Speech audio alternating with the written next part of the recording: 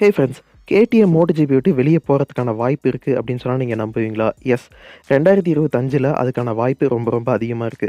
அதுக்கான காரணம் என்ன அப்படின்னு பார்த்தீங்கன்னா, KTM வந்து உலகத்துல உள்ள நெறைய கண்ட்ரீஸ்ல இருந்து, நெறைய பேங்க் கிட்ட இருந்து கிட்டத்தட்ட 3 பில்லியன் யூரோஸ் வந்து கடனா வாங்கியிருக்காங்க.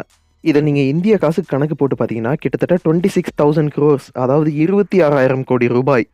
KTM அவங்க கடன் வாங்குன எல்லா பேங்க்ஸ் கூடயுமே 2025 MotoGP சீசன் ஸ்டார்ட் ஆகுறதுக்கு முன்னாடி ஒரு மீட்டிங் அரேஞ்ச் பண்ண போறாங்க. அந்த மீட்டிங் நல்லபடியா போனா தான் KTM பார்த்தீங்கன்னா, MotoGPல தப்பிக்க முடியும்.